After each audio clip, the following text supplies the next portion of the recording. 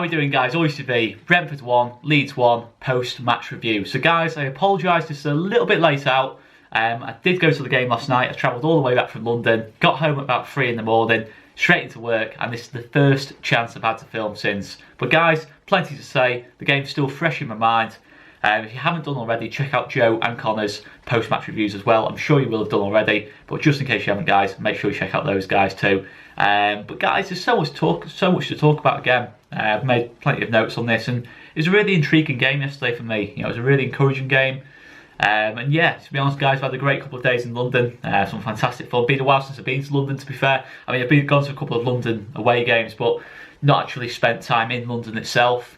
Just literally gone to the game and driven home kind of thing, but actually went across to London and went down to London even on Sunday morning in the middle of Storm Ciara, which wasn't the safest of drives, to be fair. It was one of those things, but the things you do for Leeds United at the end of the day. But great couple of days in London, and yeah, and that's the thing, guys, is to start off with. But yeah, you know, it's a big result for us. I think, you know, I think in terms of the momentum, you know, I think the biggest thing is probably the performance, but I think the result's good as well. You know, I think it's a big statement to an extent. You know, we've had a bit of a bad run, and we've gone to Brentford, the form team in the league at the time. You know, they were top of the form table before this game. And we've gone there and put in a big performance, you know, being pretty dominant in the game.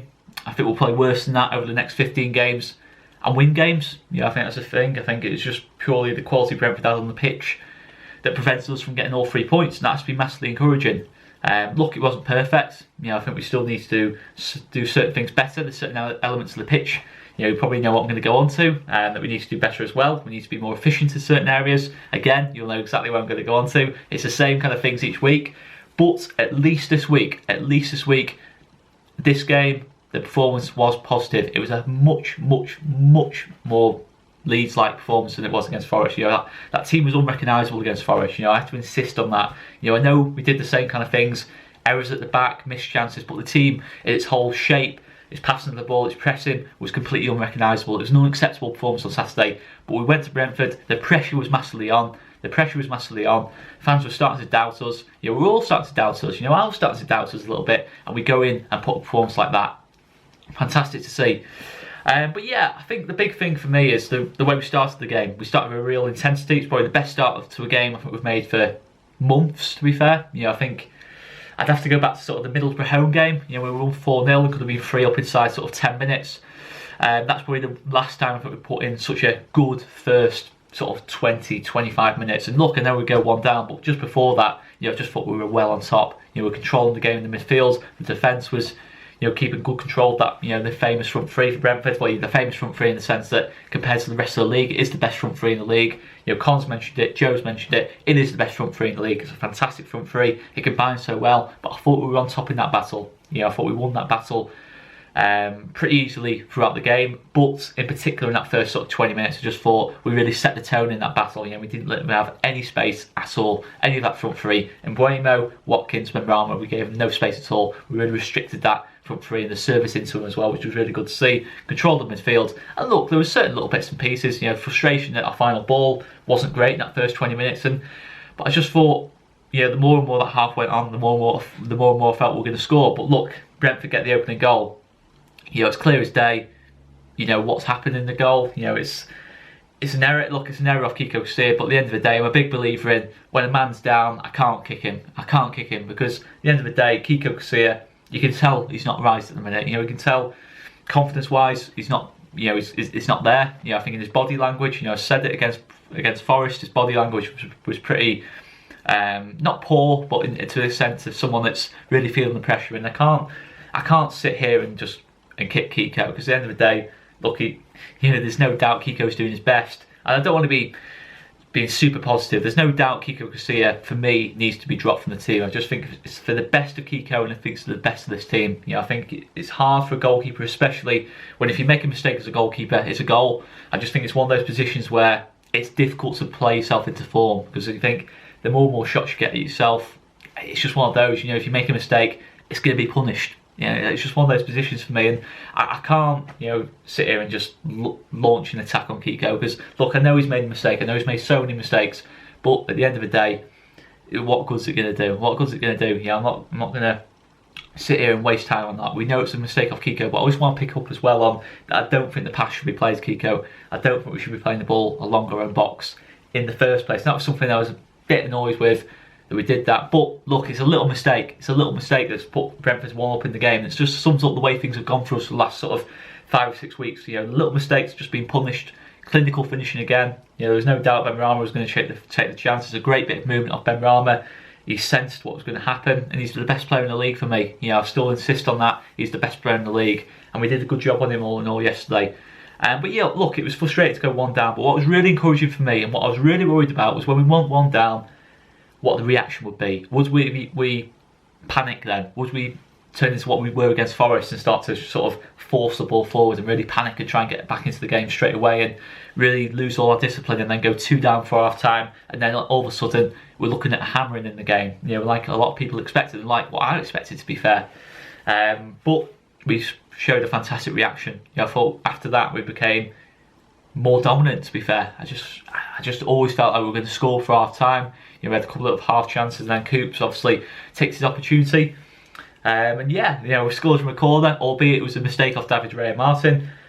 But we scored from a corner, and we got ourselves back into the game, and I thought we could have even gone ahead at half-time. And half-time, you know, it's very much a case of how are we not winning this game, and I just thought we did deserve to go in ahead. But look, we've made a mistake, it's been punished, but you know, I keep saying, and I got a lot of stick on this when I did the All Leeds TV Investigates video, and it's fair enough. You know, look, I did the video, we lost to Forest. I really was worried by that Forest performance, but I still feel the same message that I made in that All Leeds TV Investigates video still applies. We're still doing a lot of the right things. I don't think the team's fallen apart. You know, the structure of the team is still right. We're still dominating most games we play. You know, we're still creating chances. We're still restricting teams to few chances, and I still insist on that. We've restricted Brentford, the best attacking unit in the league for me, and they've not really, look, they've had the chance of score from, but Aspie himself, we've created that for them to an extent, and we've really kept them limited. And I just think that's a sign of a team that isn't falling apart. That is a sign of a team that's not falling apart. You don't come back in a game like that and fall apart. You don't come back against Millwall and be a team that's falling apart. That's the big thing I'm going to say. I'm going to insist on that, guys. You know, I took a lot of stick for it, but I'm still going to insist on that. I don't think this team's falling apart.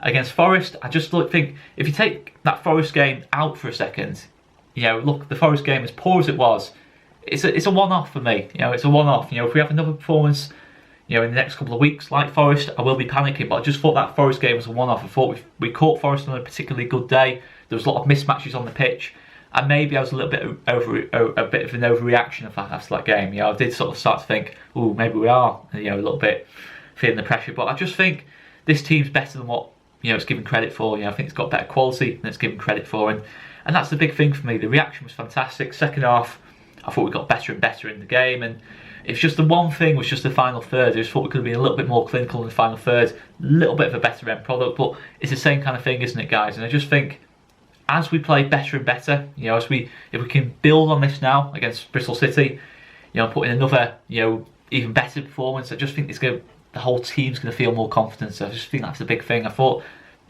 so many players on that pitch yesterday were just absolutely at the top of the game for me, and that's the big thing. But just look at it tactically, you know, Brentford's 4-3-3. You know, I think what the big thing was for us, you know, I think the big boost for me was seeing Pontus Jansson not on the pitch. You know, I think it was a massive boost, because the thing with Brentford is they're not a very physical team. They're not a particularly physical team at all. You know, I think obviously John B.A., Pinnock, you know, at the back are quite physical defenders, but they're not massive threats in the other box, you know, in terms of on corners and set pieces. You know, they don't score many goals between them. Pontus obviously gets quite a few goals, and there's always a bit of a pain to deal with in the box, but I just don't think Brentford are a very physical team, and I think that suited us a lot. You know, I think we're always better against teams that try and play football. You know, I think they're a very technically gifted team, but we've got technically very good defenders. You know, obviously Luke Ayling, Ben White, Stuart Dallas, you know, they're all very technically good defenders, you know, good one-on-one defenders, and we saw that yesterday. You know, I think obviously physically they're not the strongest. I don't think any of the back defence or defensive options we have are the strongest in terms of aerial challenges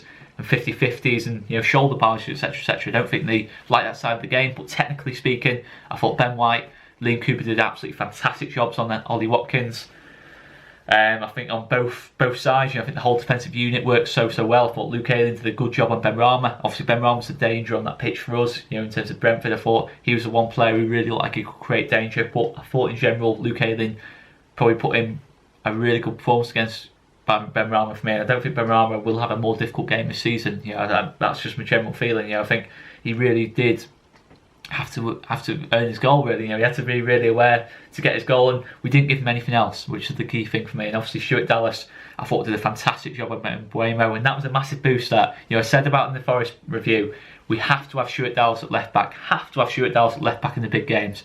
You know, he's so defensively aware. Look, I know going forward in that position, he's always having to invert onto his right foot. You know, he's not going to be able to cross the ball first time. He's always going to have to cut in and cross the ball. But in the defensive phases, he's absolutely fantastic. You know, his marking, his tackling, his engine, his ability to get back, you know, and drop into certain positions is absolutely fantastic. And I think Dallas has to play in the big games for me at full-back. He is an absolute must. And to be fair, I think Dallas at the moment is an absolute must at left back. I think he's by far, look, he's not a natural left back, but he's by far our best option there at the minute for me. But yeah, I think the less physical elements Brentford massively helped us in the game. But yeah, that was a big thing for me. Obviously, we set up in the 4-1-4-1 again. I said about the defensive unit, but I think the midfield really took control in this game. Look, the big difference for me was Calvin Phillips.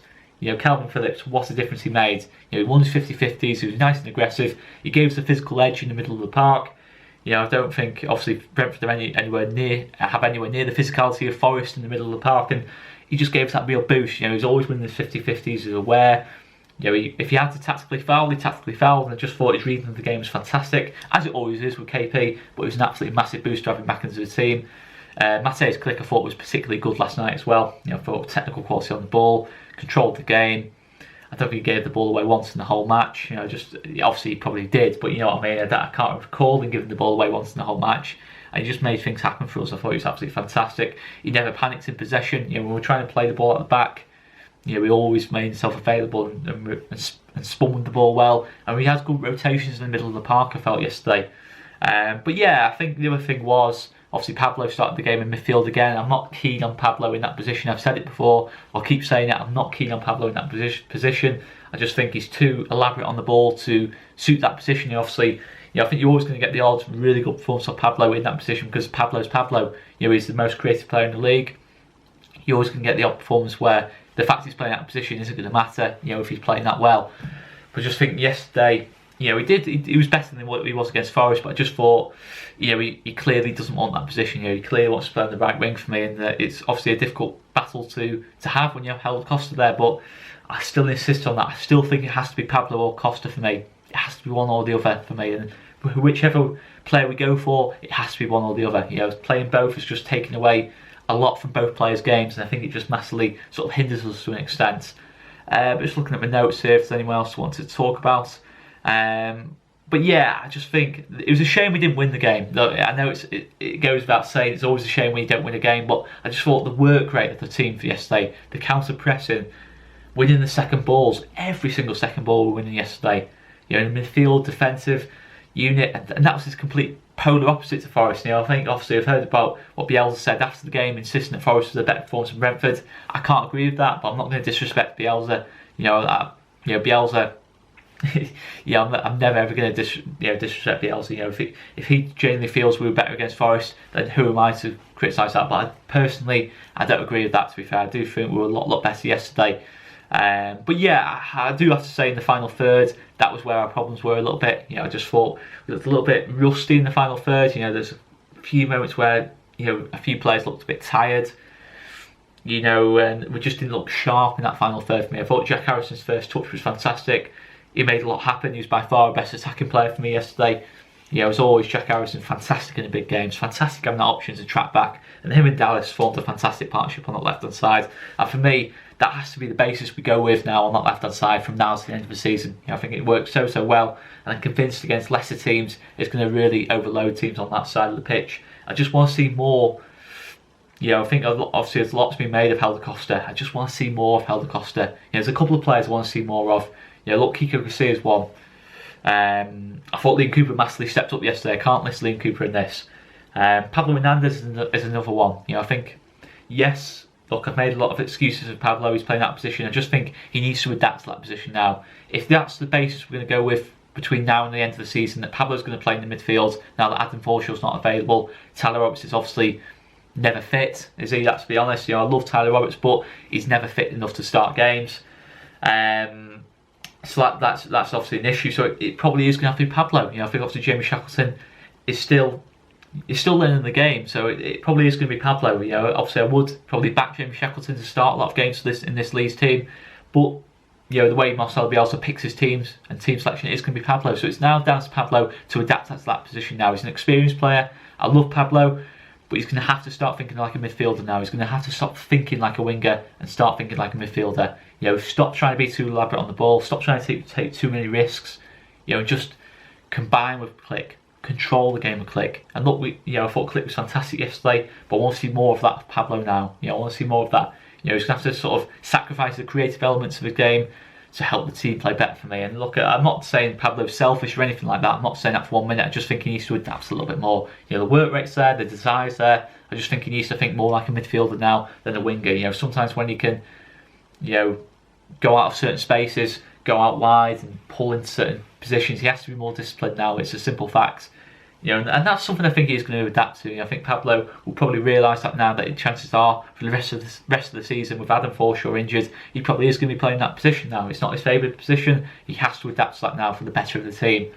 But that, having said that, Helder Costa has to step up. You know, I think he has to step up. Simple as that for me. You know, I've made a lot of excuses for Helder Costa. You know, maybe I've been a little bit critical from time to time, but the technical quality is clearly there. You know, he's not a bad player. I can't agree with that. He's not a bad player. I've seen a couple of bits and pieces on social media that he's a terrible player. You know, it's clear why Wolves got rid of him, etc., etc. I can't agree with that. I can't subscribe to that view. You know, he's clearly a very technically gifted footballer. You know, clearly most games he has to beat of his fullback. He has to take his fullback on more often. He has to have more belief in himself.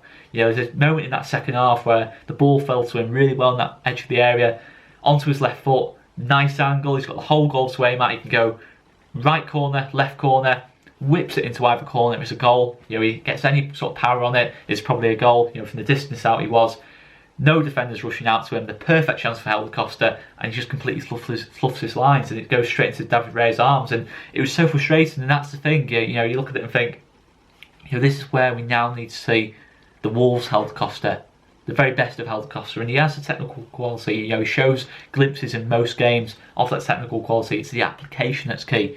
You know, I look at Ivan Caballero at Fulham, obviously our main promotion rival at this moment in time.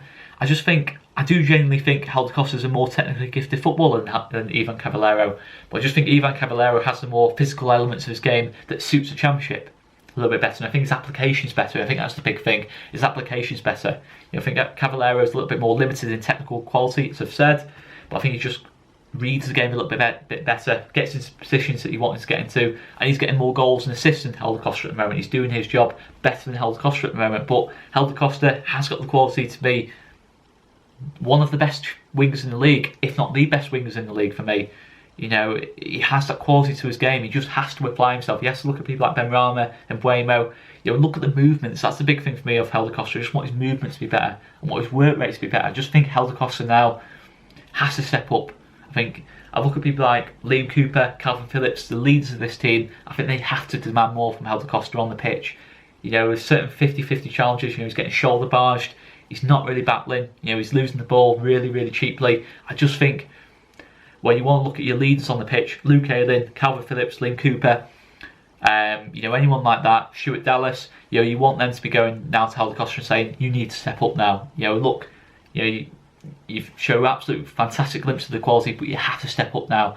You know, I'm not saying promotion's in Helder Costa's hands, but if we get anything like this level of Helder Costa that he produced, you know, kind of November, December time for us, or it's time from Wolves, I just feel there's no way we can't score goals, because if Helder Costa starts to produce, you know, the spaces we create, you know, he gets his movement right, he's going to score goals. He just has to read the game better and adapt to this team a little bit better for me. It's disappointing he hasn't adapted, you know, so far as well as we would have liked him to. You know, he has gone a little bit, you know, he's made good progress around Christmas. I just want to see Helder Costa step up now. You know, he's the big player I want to see step up, you know, as well as Pablo Hernandez and Kiko Garcia. You know, I think they are the three players at the moment where they need to perform now. They need to start to really deliver in this team, you know, at this stage of the season, because I think we're doing a lot of the right things. You know, I think we are doing a lot of the right things. And that sort of brings me on to Costa and Hernandez. I just feel with sort of 10, 15, 20 minutes to go, we should have probably made another change in addition to, you know, obviously Big Kev coming on. I just think someone like a Jamie Shackleton in those sort of last 15, 20 minutes, could have just given that extra injection of energy into the team that could have just seen us over the line yesterday. I just think that yesterday I was a little bit disappointed to not see Helder Costa be taken off, after that performance. It wasn't good enough yesterday. I'm not good. I like to defend players, but I can't defend Helder Costa's performance yesterday. He wasn't working hard enough for me. I like Helder Costa. I like him a lot as a technically gifted player. He's an entertaining player to watch. He had the beating of his fullback yesterday. I just didn't feel he battled enough for me. I don't think he. I think again, a couple of times, pulling out 50-50, he's losing the ball far too easily. I just think the lack of belief is a bit of a worry to me. I think that obviously that chance he had, he didn't really look like he believed he was going to score, and that's disappointing. He has to back himself. He's a very, very gifted footballer. Very, very gifted footballer, and there's a reason we valued him at 15 million. We were happy with that kind of fee. He has to show now his value for money, because at the moment he hasn't done. But I still believe he can. I still believe he can, prove to be value for money for us. And yeah, as I said, we should have made a change. I do feel that extra injection of energy, maybe at the end of the game, because if you're being uber critical, you could say in that last sort of 10-15 minutes, it was a bit of an anticlimax. We didn't really create that one last gasp chance to win the game. In those last sort of 10-15 minutes that I thought we were going to create. But look, we did enough to win yesterday. We did enough to win yesterday. And look at the last 6 games. As I've said about Forest, look, we deserve to win it. We deserve to lose at Forest. But I look at 4 out of those other 5 games, and I've got to say we just thoroughly deserve to win. Obviously QPR away, we did enough to win the game. Millwall at home, we did enough to win the game. Wigan at home, we did enough to win the game. Yesterday, we did enough to win the game. And I'm a big believer in eventually it will tell. Eventually it will tell over these next 15 games. If we continue to perform well, it will tell at the end of the day. I just don't think we're in as much of a crisis as what the points per game would suggest. Look, we're doing a lot of bad things at the back. We're making little mistakes and bits and pieces, but we're a good team. We're a good team. I still believe that. I might have got mocked after we did that all these 2 investigates, but I still believe in a lot of the messages I was kind of saying in that video. I still believe this team has got the quality to get promoted from this level, and I think if we continue to perform the way we have done, eventually it will tell. If we get Augustin fully fit, taking chances, it will tell. We will win games, and that's the big thing for me, guys. And I still have a lot of belief in this team, and I think that game yesterday really reignited the fire for me. I think it really gave that belief that, look, Forest was terrible. Forest had us all really feeling massively down on this team, but it really reignited my fire out yesterday. Seeing the way the team battled, seeing the way the team fought back, and just really battling. Look, it's a point to Brentford. We wanted to win the game. We wanted to win the game because we lost at Forest, but we have to respect the point and say at the end of the day, we're doing a lot of the right things. But, guys, I'm really proud of what the lads produced yesterday, and that's all I've got to say. I've rambled on for 23 minutes now, so I'm going to sort of call it there, guys. I'm going to sort of, bring it to a halt to an extent. But I just want to say as well, guys, massive thanks to Billy at Besotted, Billy Grant, a fantastic person, one of my closest friends, in terms of the media game, if you like. In terms of fan media, obviously, he does a fantastic job for the Brentford blog. Besotted, make sure you check it out, guys. Did a really good one yesterday, post-match review of the game, and I thought it was a really, really honest kind of review of the game. They're very honest that Brentford weren't fully on it yesterday, and fantastic people, really good hospitality for myself, my dad, a couple of mates I was with the game yesterday. Really good hospitality off them, and it's a really welcoming place, Brentford. I started off at Brentford Locks, went around the ground and to the different pubs and that lot, and it's a really welcoming place. It's a really good place to watch your football. But yeah, guys, I'm going to leave it there anyway. And